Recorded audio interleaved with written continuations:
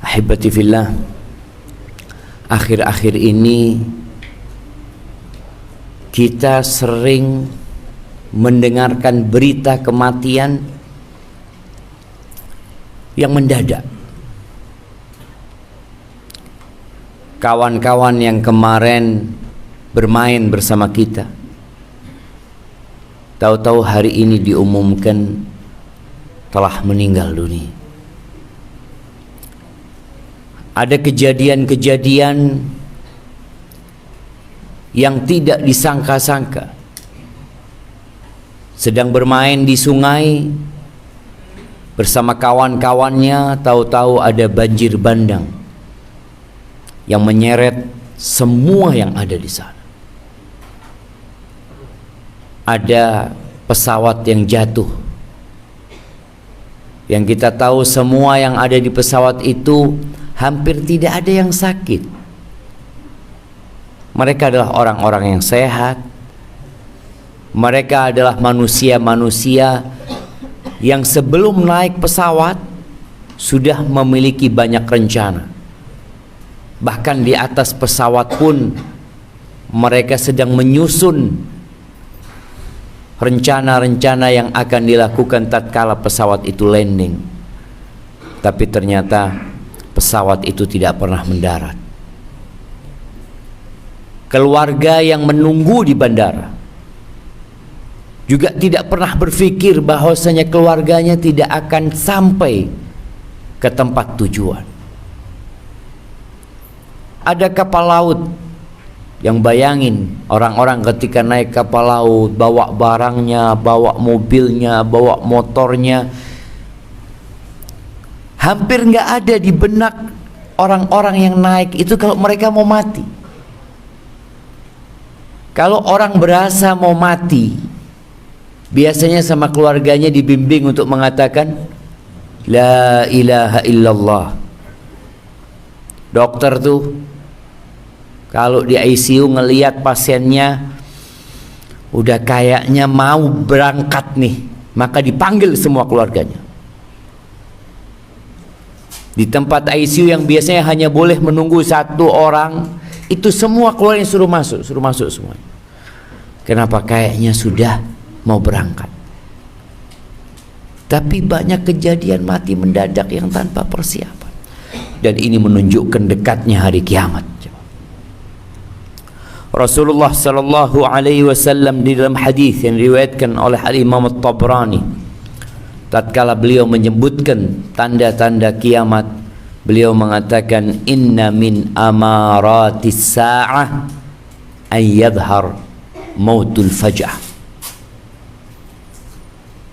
Di antara tanda-tanda kiamat itu banyaknya orang mati mendadak. Ahibati fillah, mati itu biasa. Artinya orang mati itu ya biasa, dari dulu sering kita dengar orang mati, Ustaz. Tapi peristiwa kematian itu sebenarnya peristiwa yang menakutkan.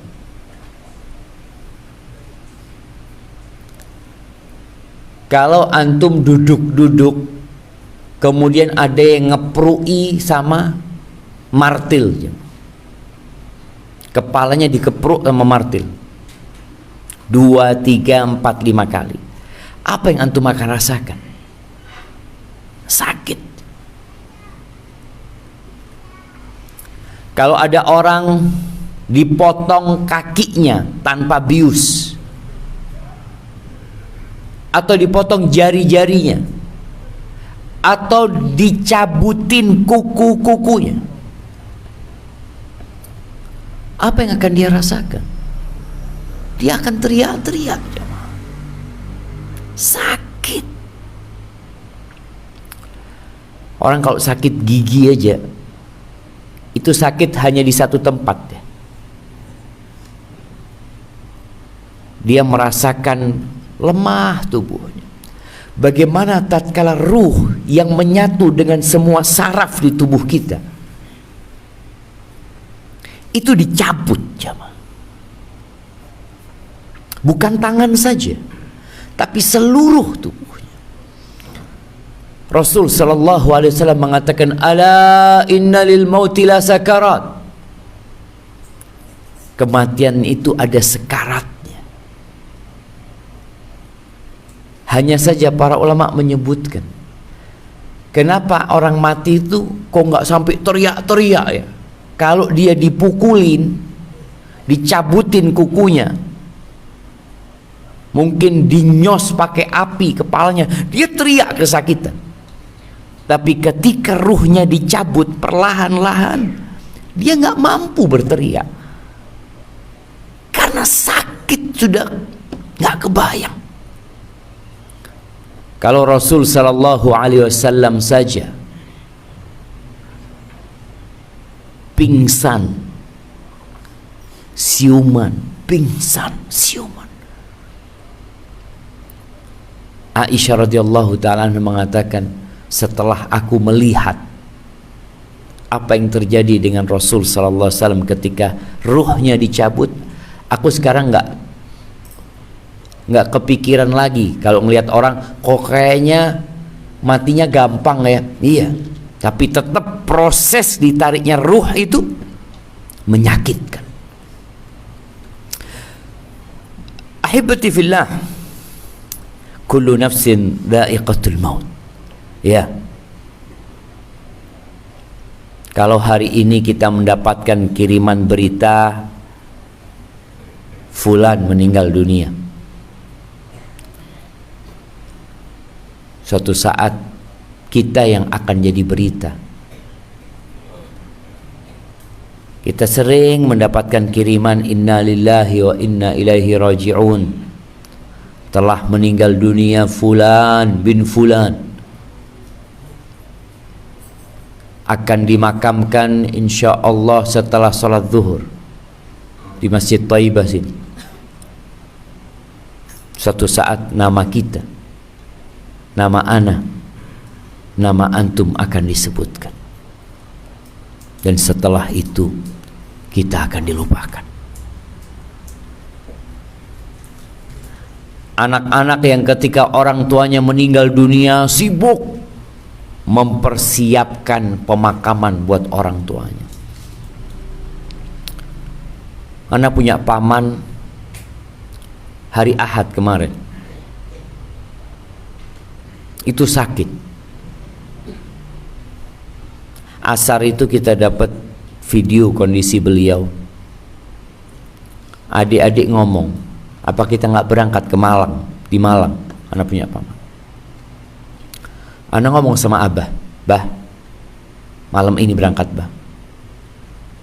Kata abah, besok pagi aja, habis subuh kita berangkat. Malam itu anak kepikiran.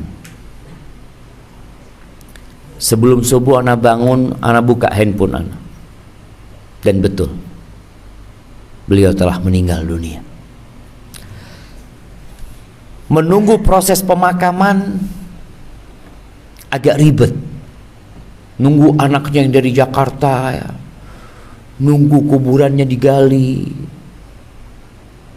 Ada sebagian keluarga yang ingin jenazahnya dimakamkan di Jember, sebagian keluarga udahlah biar di Malang aja. Sampai akhirnya ada kesepakatan dikuburkan di Malang.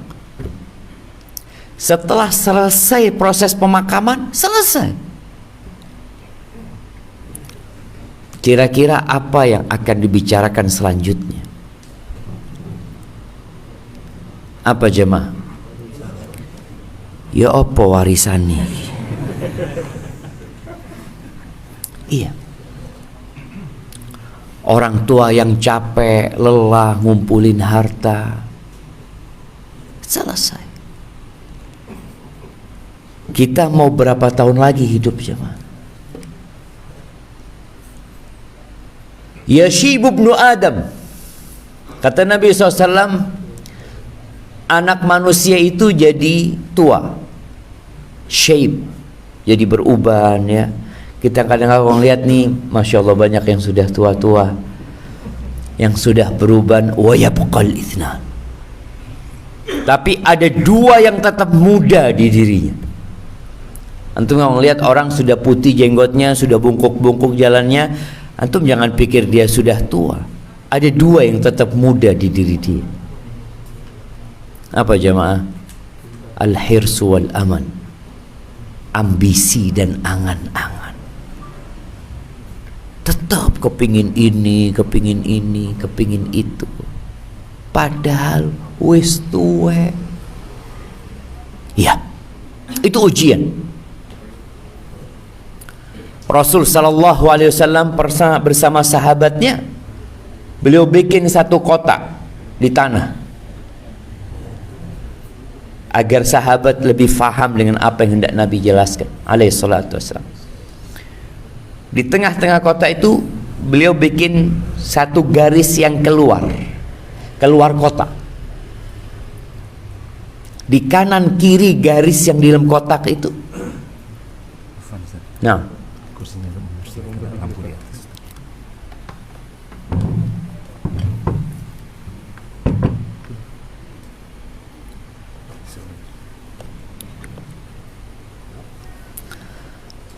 nah, sampai mana kita jemaah? Nah, sampai lampunya kena kursi kena lampu itu. Baik. Di dalam garis yang di dalam kotak itu dibikin garis kecil-kecil menyampingnya. Lalu Nabi alaihi salatu wasallam mengatakan, hadzal insan, ini orang, titik yang di dalam ini orang. Dibuat satu titik terus garis keluar. Sedangkan yang keluar dari kotak ini itu angan-angannya. Kotak itu adalah ajalnya. Kemudian garis yang menyamping di dalam kotak itu apa? A'rad, ya, bencana-bencana, musibah-musibah yang orang itu tidak akan lepas. Mungkin dia nggak kebanjiran, tapi rumahnya ambruk. Baik, mungkin dia nggak kena COVID-19, tapi usahanya bangkrut. Nggak akan lepas dari itu ya. Nggak kena di kanan, kena di kiri.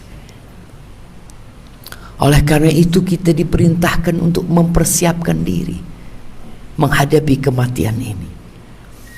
Berapa banyak orang-orang yang sedang membangun apartemen dan ternyata sampai hari ini apartemennya nggak jadi-jadi. Ketika ditanya, apa kok nggak jadi omah iki atau apartemen iki, mati. Terus anak-anaknya berantem, sengketa. Itu sering terjadi, jemaah. Rasul sallallahu alaihi wasallam menyuruh kita untuk banyak mengingat kematian, banyak. Aktsiru dzikra hadzimil ladzat. Kalian perbanyak mengingat kematian. Kenapa kita disuruh mengingat kematian, jemaah? Karena banyak orang lupa, orang lalai.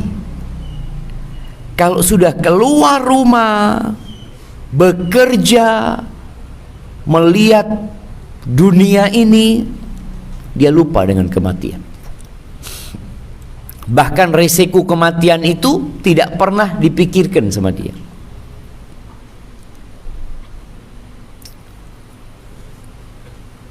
Kita tuh dianjurkan baca ayat kursi selesai sholat fardu. Apa fadilahnya? Apa fadilahnya baca ayat kursi? Nah,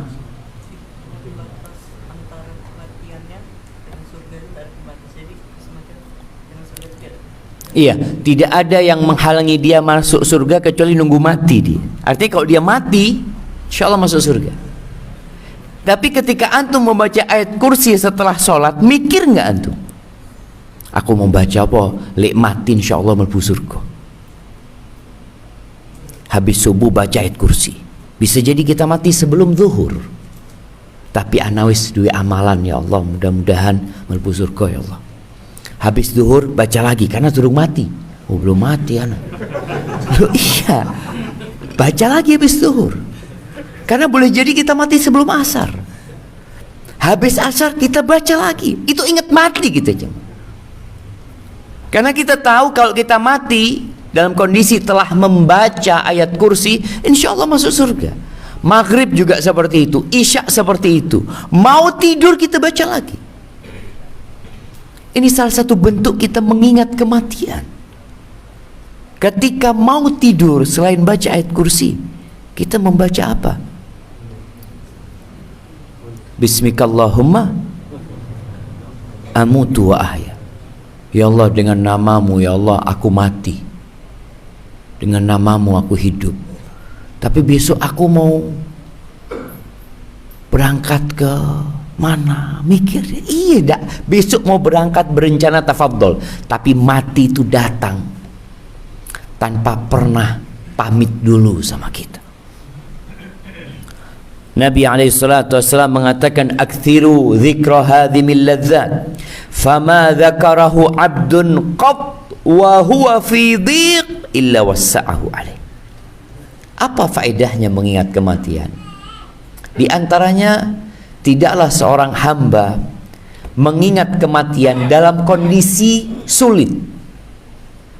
Dia punya masalah, dia punya musibah, masalah ekonomi, masalah keluarga, apa saja.